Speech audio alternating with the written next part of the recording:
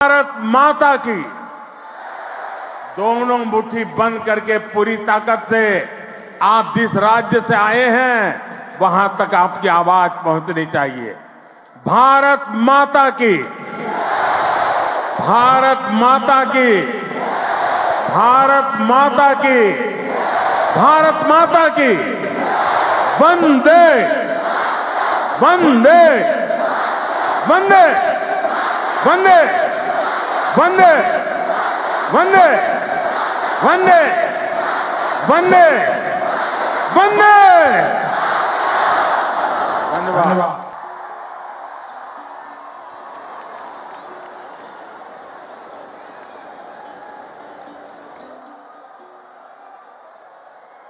भारत माता की, भारत माता की, भारत माता की। महाराष्ट्र के लोकप्रिय मुख्यमंत्री एकनाथ शिंदे जी, केंद्रीय मंत्रिमंडल के मेरे साथी अनुराग ठाकुर, भारती पवार, निशित प्रामाणिक, महाराष्ट्र के डिप्टी सीएम देवेंद्र फडणवीस, अजित पवार जी, सरकार के अन्य मंत्रीगण, अन्य महानुभाव और मेरे युवा साथियों, आज का ये दिन भारत की युवा शक्ति का दिन है। ये दिन उस महापुरुष को समर्पित है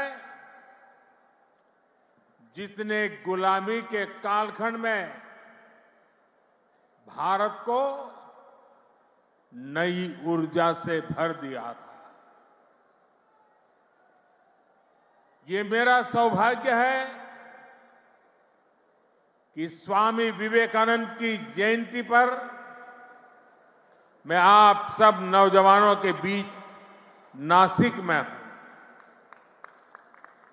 मैं आप सभी को राष्ट्रीय युवा दिवस की शुभकामनाएं देता हूं। आज ही भारत की नारी शक्ति की प्रतीक राजमाता जिजाऊ मां साहब की भी जन्म जयंती है। राजमाता जिजाऊ मांसाहेब यांच्या जयंतीदिनी त्यांना वंदन करण्यासाठी मला महाराष्ट्राच्या वीरभूमीत येण्याची संधी मिळाली, याचा मला अतिशय आनंद आहे। मी त्यांना कोटी कोटी वंदन करतो। साथियों, ये केवल एक संयोग नहीं है कि भारत की अनेक महान विभूतियों का संबंध महाराष्ट्र की धरती से रहा है। ये इस पुण्य भूमि का,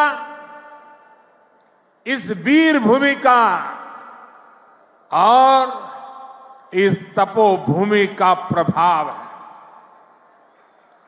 इस धरती पर राजमाता जिजाऊ मां साहब जैसी मातृशक्ति ने छत्रपति शिवाजी महाराज जैसे महानायक को गढ़ा। इसी धरती ने देवी अहल्याबाई होलकर, रमाबाई अंबेडकर जैसी महान नारियां हमें दी। इसी धरती ने लोकमान्य तिलक, वीर सावरकर, आनंद कन्हेरे, दादा साहब पोटनीस, चाफेकर बंधु, जैसे अनेक सपूत हमें दिए। नासिक पंचवटी की इस भूमि में प्रभु श्री राम ने काफी समय बिताया था। मैं आज इस भूमि को भी नमन करता हूं, श्रद्धापूर्वक प्रणाम करता हूं। मैंने आह्वान किया था कि जनवरी तक हम सभी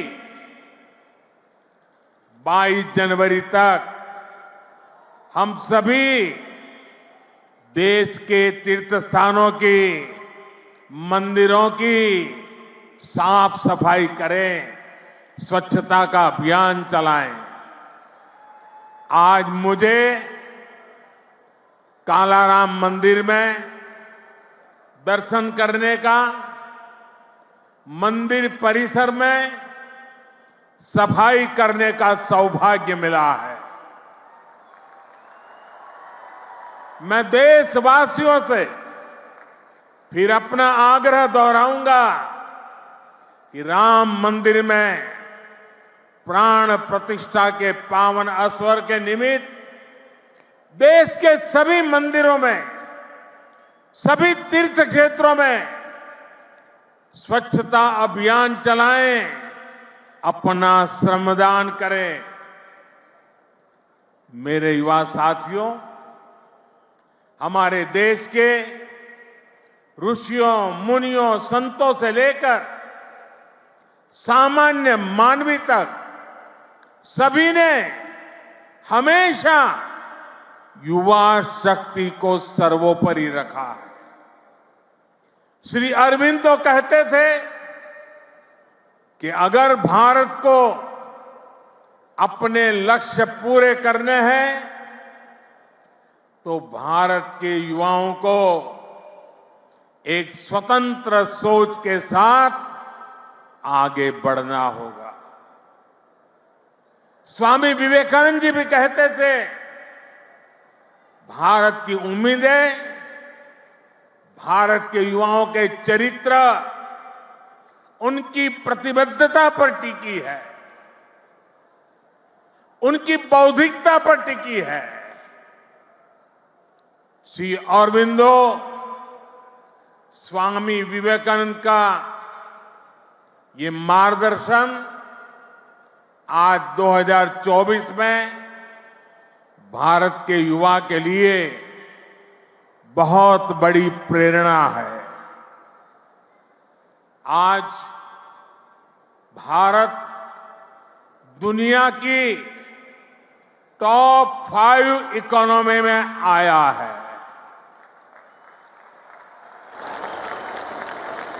तो इसके पीछे भारत के युवाओं की ताकत है। आज भारत दुनिया के टॉप 3 स्टार्टअप इकोसिस्टम में आया है, तो इसके पीछे भारत के युवाओं की ताकत है। आज भारत एक से बढ़कर एक इनोवेशन कर रहा है। आज भारत रिकॉर्ड पेटेंट फाइल कर रहा है। आज भारत दुनिया का बड़ा मैन्युफैक्चरिंग हब बन रहा है। तो इसका आधार भारत के युवा है, भारत के युवाओं का सामर्थ्य है। साथियों, समय हर किसी को अपने जीवन काल में एक सुनहरा मौका जरूर देता है। भारत के युवाओं के लिए समय का वो सुनहरा मौका अभी है। अमृत काल का ये कालखंड है।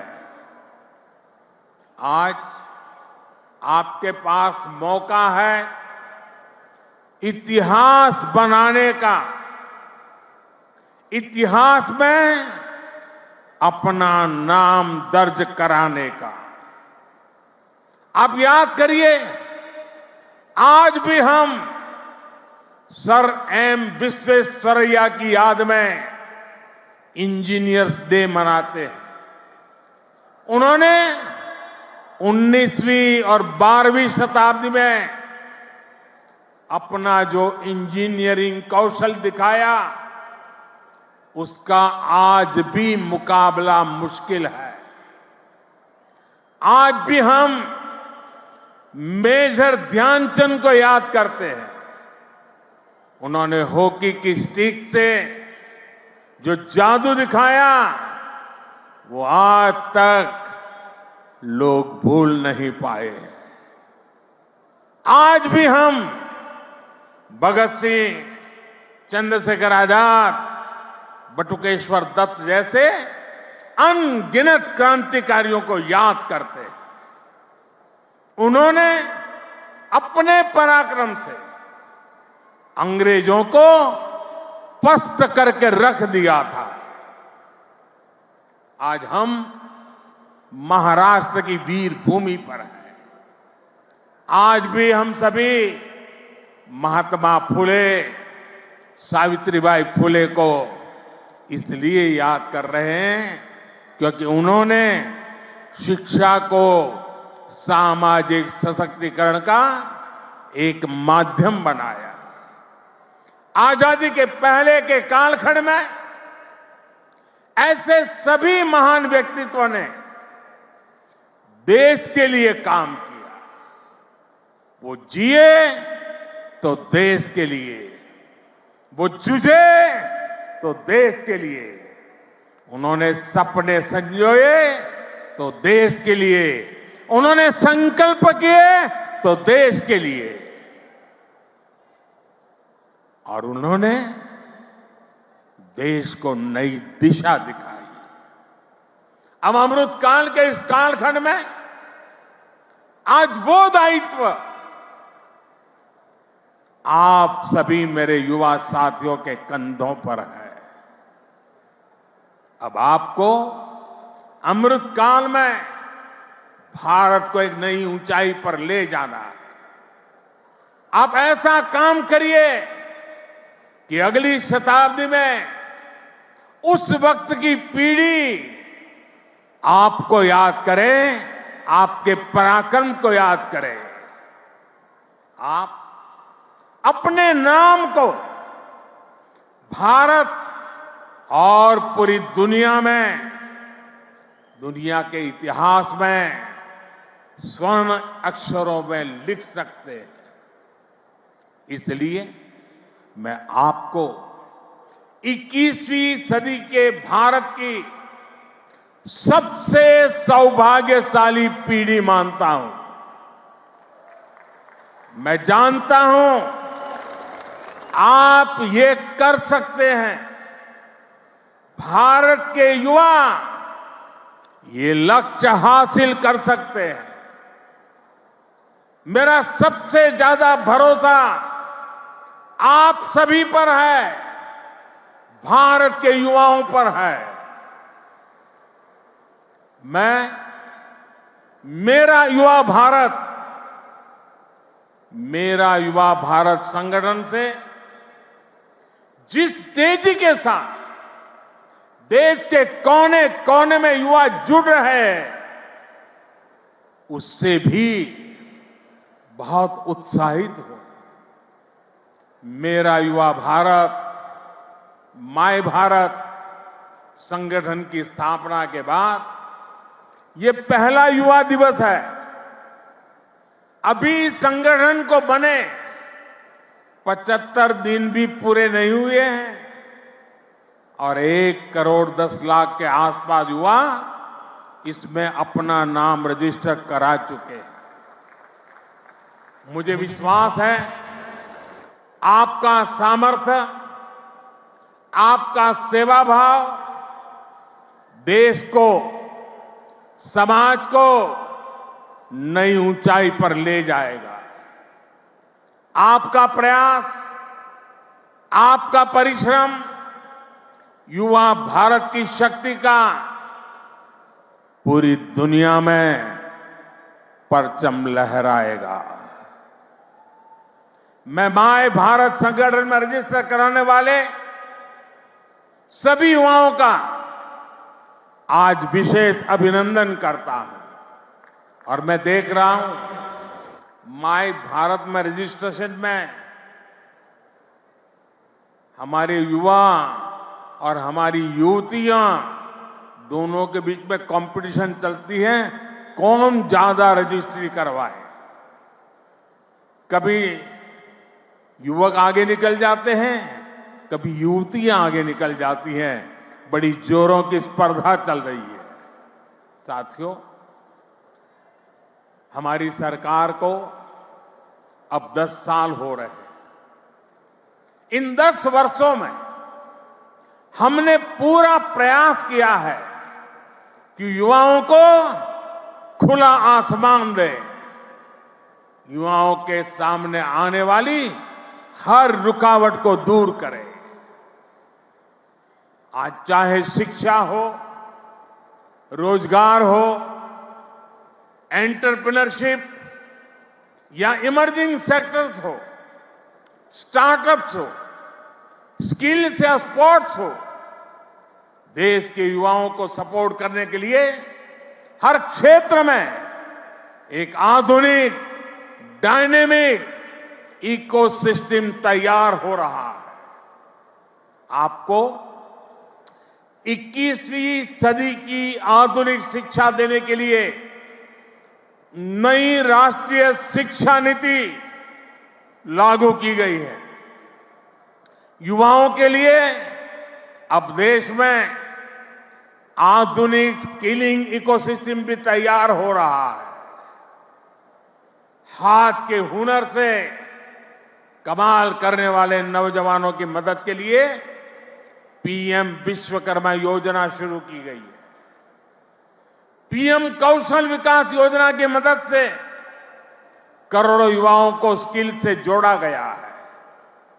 देश में नए आईआईटी, नए एनआईटी लगातार खुलते जा रहे हैं। आज पूरी दुनिया भारत को एक स्किल्ड फोर्स के रूप में देख रही है। विदेश में हमारे युवा अपना कौशल दिखाया पाए, इसके लिए सरकार विदेश जाने वाले युवाओं को ट्रेनिंग भी दे रही है।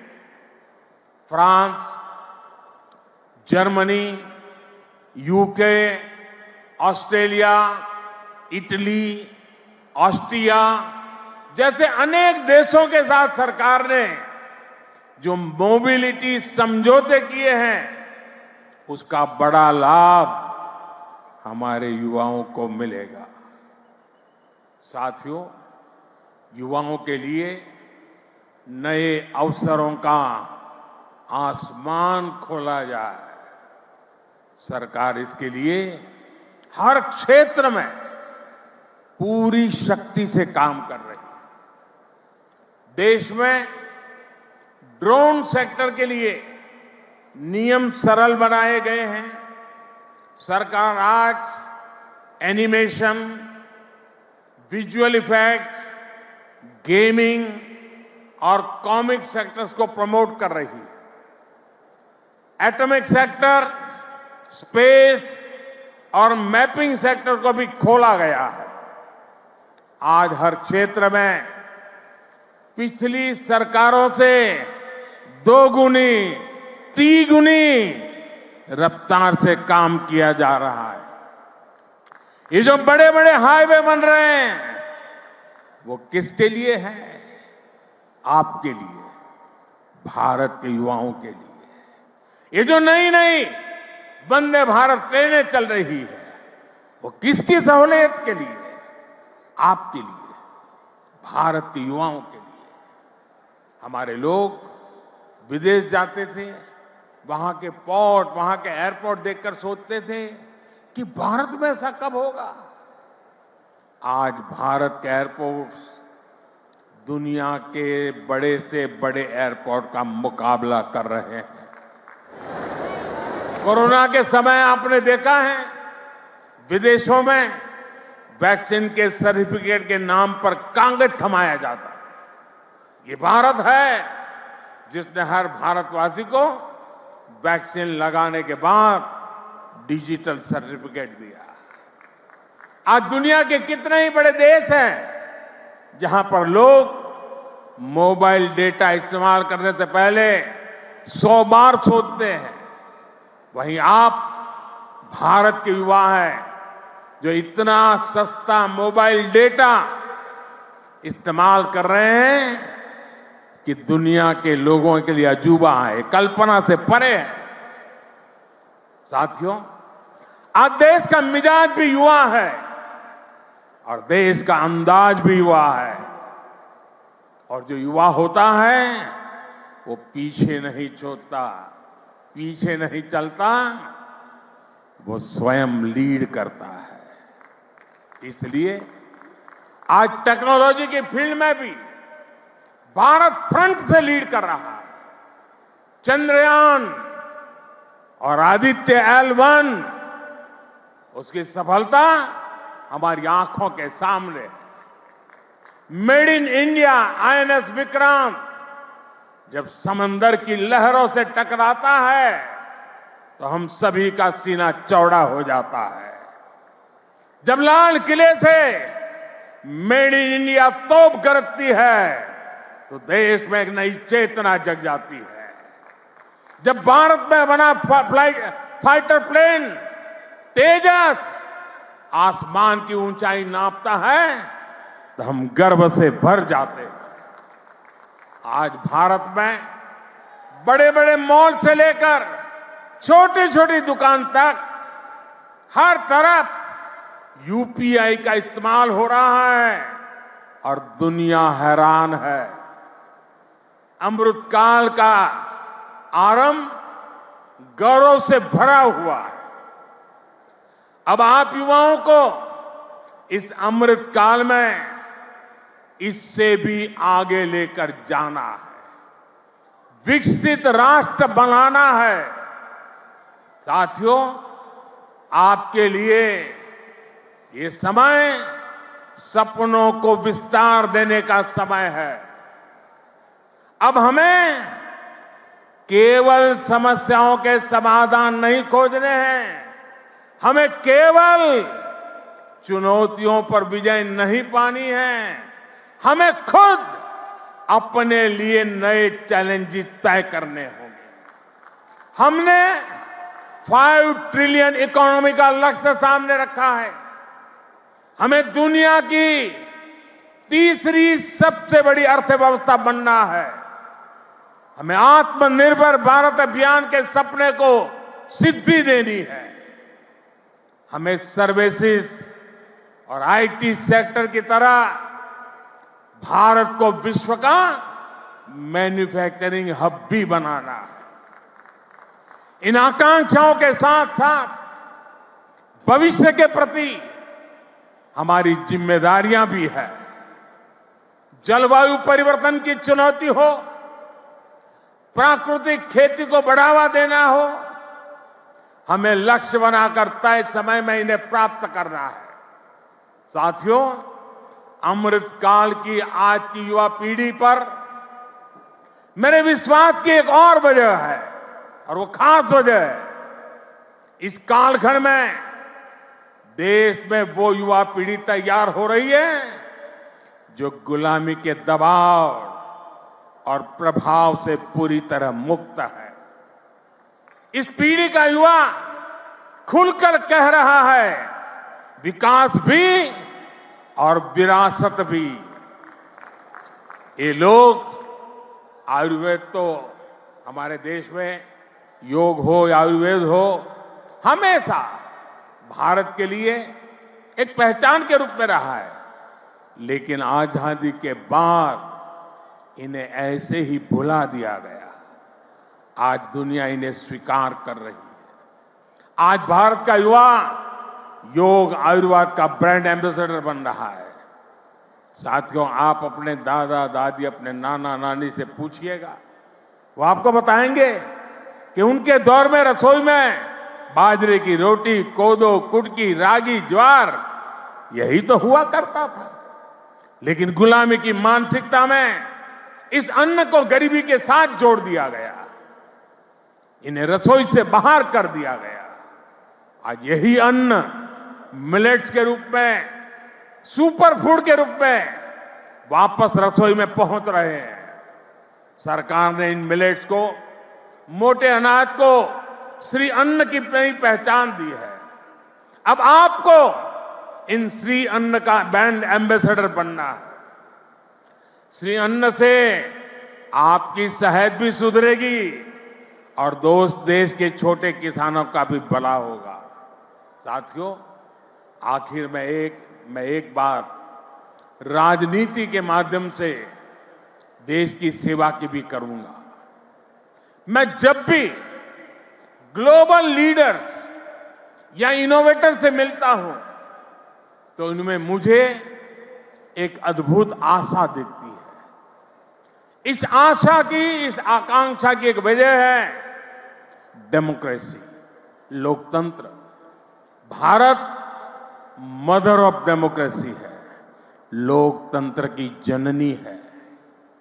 लोकतंत्र में युवाओं की भागीदारी जितनी अधिक होगी, राष्ट्र का भविष्य उतना ही बेहतर होगा। इस भागीदारी के कई तरीके हैं। अगर आप सक्रिय राजनीति में आते हैं तो आप परिवारवाद की राजनीति के प्रभाव को उतना ही कम करेंगे। आप जानते हैं कि परिवारवाद की राजनीति ने देश का कितना नुकसान किया है। लोकतंत्र में भागीदारी का एक और महत्वपूर्ण तरीका है कि आप अपनी राय वोट के जरिए जाहिर करें। आप में से बहुत से लोग ऐसे होंगे जो इस बार जीवन में पहली बार वोट डालेंगे। फर्स्ट टाइम वोटर्स हमारे लोकतंत्र में नई ऊर्जा और शक्ति ला सकते हैं। इसलिए वोट करने के लिए आपका नाम लिस्ट में आए, इसके लिए जल्दी से जल्दी सारी प्रक्रिया पूरी कर लीजिए। आपके पॉलिटिकल व्यूज से ज्यादा जरूरी है कि आप देश के भविष्य के लिए अपना वोट डालते हैं, अपनी भागीदारी कराते हैं। साथियों, अगले 25 वर्षों का ये अमृतकाल आपके लिए कर्तव्य काल भी है। जब आप अपने कर्तव्यों को सर्वोपरि रखेंगे तो समाज भी आगे बढ़ेगा, देश भी आगे बढ़ेगा। इसलिए आपको कुछ सूत्र याद रखने होंगे। जितना हो सके आप लोकल को, स्थानीय प्रोडक्ट को प्रमोट करिए। मेड इन इंडिया प्रोडक्ट का ही इस्तेमाल करिए। किसी भी तरह की ड्रग्स और नशे की लत से बिल्कुल दूर रहिए। इन्हें अपने जीवन से दूर रखिए। और माताओं, बहनों, बेटियों के नाम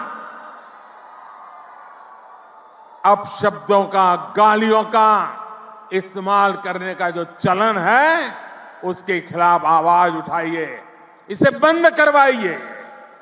मैंने लाल किले से भी इसका आग्रह किया था, आज फिर से दोहरा रहा।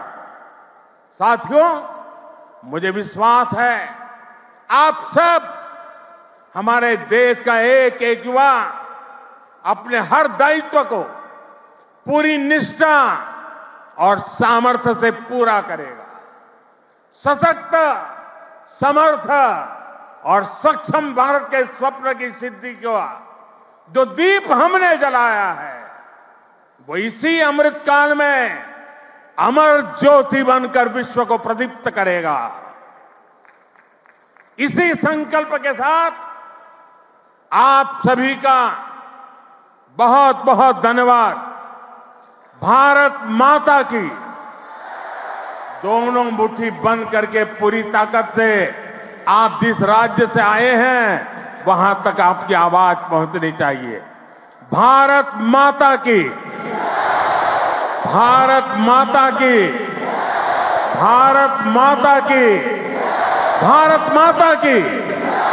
वंदे वंदे वंदे वंदे वंदे वंदे वंदे वंदे वंदे। धन्यवाद।